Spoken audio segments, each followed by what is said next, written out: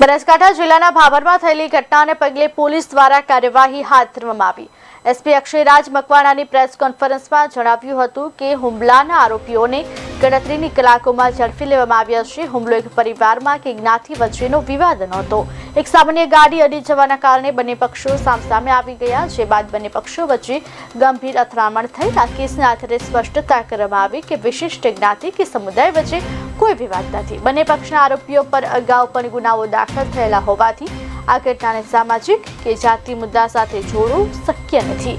Police દ્વારા આગળની તપાસ ચાલી રહી છે। કાયદોની વ્યવસ્થા જાળવવા સંપૂર્ણ પ્રયાસો કરવામાં આવી રહ્યા છે।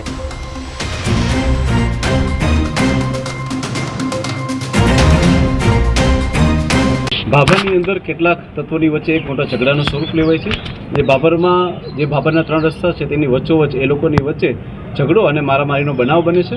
આ બાબતની જાણ થતાં તુરંત જ અમારી લોકલ પોલીસ તથા એલસીબી એસઓજીનો સ્ટાફ અને અમારા એએસપી જે છે એ ઘટના સ્થળે પહોંચી જાય છે। ઘટનાનું સ્વરૂપ લઈ અને ફરિયાદ દાખલ કરવામાં આવે છે અને ત્યારબાદ માત્ર થોડા કલાકોની અંદર જ 7 જેટલા આરોપીને અટક કરવામાં આવે છે। આ આખા બનાવની બાબતમાં જો વાત કરવામાં આવે તો તારીખ 30/4/2025ના રોજ સાંજે આશરે 6 કલાકે મુકેશભાઈ ઠાકોર નામના વ્યક્તિ પોતાનો છોટા હાથી ગાડી લઈને નીકળે છે।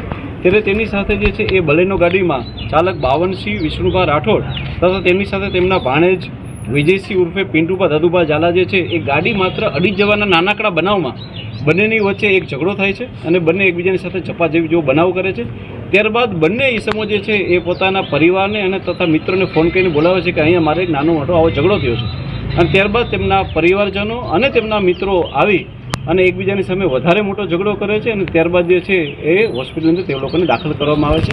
આ ઘટનાની જાણ થતાં પોલીસે આની અંદર ફરિયાદ દાખલ કરી છે, જે BNSSના સેક્શન 115(2), 118(1), 118(2), 109(1), 189(2), 191(2), 193(3), 190, 296(b) અને 351(3) મુજબ દાખલ કરવામાં આવી છે અને પોલીસે અત્યાર સુધીમાં પોતાના નેટવર્કનો ઉપયોગ કરીને અને ટેકનિકલ એનાલિસિસ દ્વારા 7 જેટલા આરોપીઓ એટલે કે બાવનસિંહ વિષ્ણુભા રાઠોડ, વિજયસિંહ પિન્ટુભા ઝાલા, લાલભા રાઠોડ, સુરતસિંહ જયંતિભા રાઠોડ, ચંદનસિંહ વખતુભા રાઠોડ, ઋષિરાજ વખતુભા રાઠોડ અને કુલદીપસિંહ પ્રતાપસિંહ રાઠોડને પોતાના માધ્યમથી પકડી લીધા છે અને હાલમાં તેઓને જે છે રાઉન્ડ અપ કરેલા છે।